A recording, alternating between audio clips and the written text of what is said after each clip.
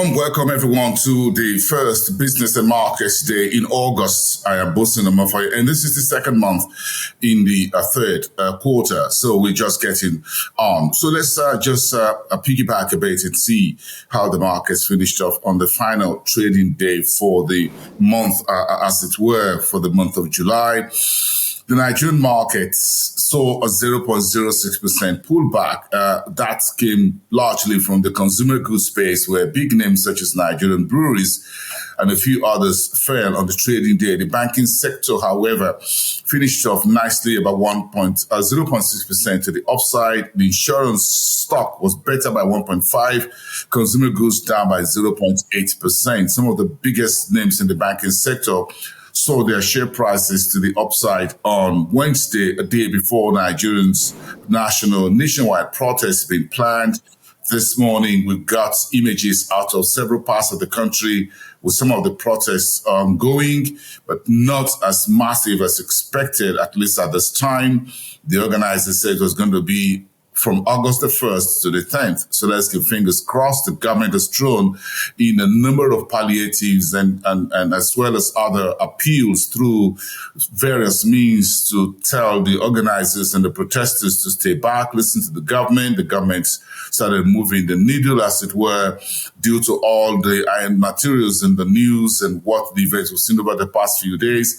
But some of the protests still ongoing this morning. It's still early hours of Thursday to say how the protests will eventually go. But it's been a whole lot of tough work for President Tinubu and his administration to calm down the nerves, as it were. As of this morning, Thursday, the 1st of August, a number of organized bodies for the protest says they're pulling out. A couple of others says they're going on. So we've seen protest placards in Sokoto State, northwest Nigeria. Some spots in Abuja, the political capital. Some spots in Lagos, the country's economic and financial capital.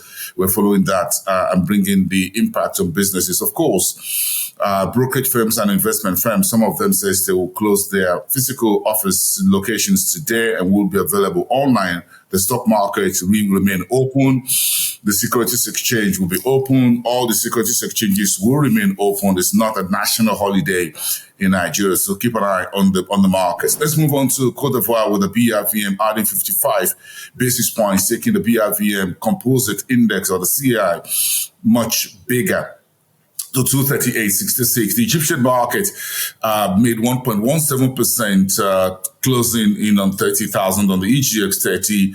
The morning after the IMF approved about $820 million in support for President Sisi's administration in North Africa, the Nairobi stock market fell 0.61% on the day, a pullback on the day that President Ruto was physically present at the Nairobi Securities Exchange to declare the listing and trading in Lindsay's Sukuk bond, the first of such in East Africa.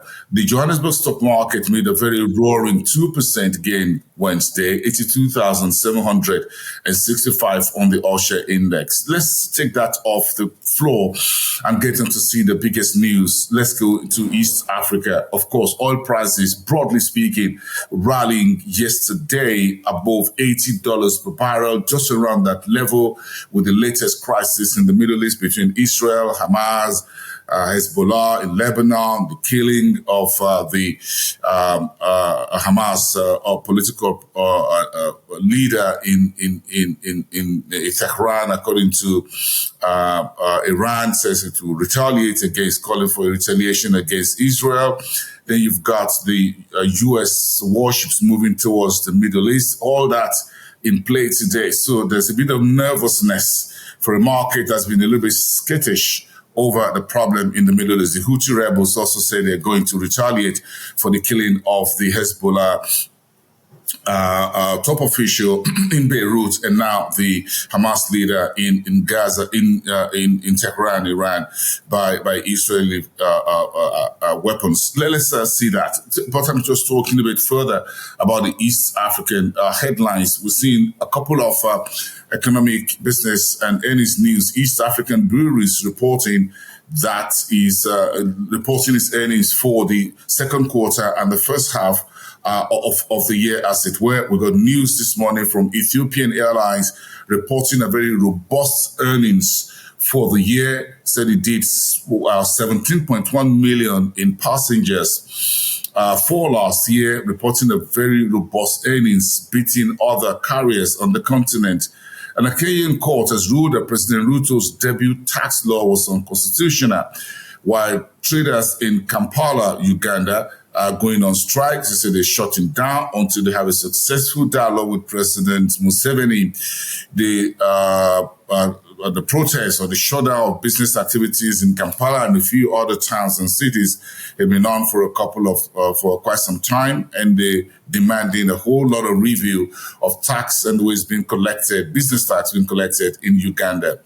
The United States, according to sources out of the U.S., is backing an early extension of AGOA, the African Growth and Opportunity Act, expiring September 2025. South Africa and Ghana, and as well as Kenya, had voiced their concerns about whether the Biden administration will extend this business deal between Africa and the United States. November is the presidential elections in the U.S. Whoever gets into the White House, what happens to the Oval Office, whatever happens to the AGOA deal. That's everyone's concern right now. But there are signs that that deal could be extended for Africa after 25 years of being in operation. Let's move on. Look at West Africa. Of course, Nigeria is in everyone's crosshairs, but we're getting a couple of other news out of the region, as it were. Ecobank Group, which is headquartered in Togo, operating in about 32 African countries and listed on 3 exchanges in West Africa, is reporting $220 million in revenue for the first 6 months of this year, despite provisions for impairment charges, roughly 40%. And protesters are planning, today is the D-Day, as it were, of course, the first day in which protesters say they're protesting the one end of bad governance in Nigeria. So MTN Nigeria's a telco giant listed on the markets, shut its offices across the country, while some other businesses say they're also shutting down physical presence. We're seeing very light vehicular traffic across major cities in the country as at this morning. We're following that very closely. Ways and means, some opposition legislators walked out of the parliament on Tuesday because of the plans to expand the percentage of the amount of money that the government can print through the central bank from 5% in the law book to 10%.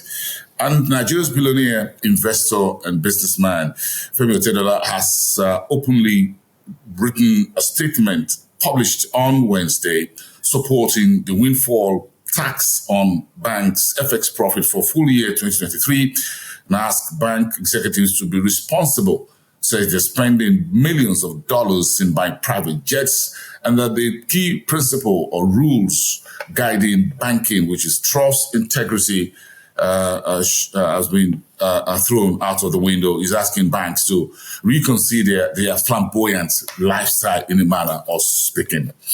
And Ghana is looking to limit some cocoa purchases as shortages persist in the world's second largest cocoa producing economy. Helios and others are putting hundreds of millions of dollars in supporting the Africa Climate Fund program that Helios and Gaia, as well as other organizations, are putting together. And then that's just the West African headlines for you at this point. Let's move on to Southern Africa. It's still early days to see how the new administration, the unitary government in South Africa, is working out. The socio-economic future forward is the most important.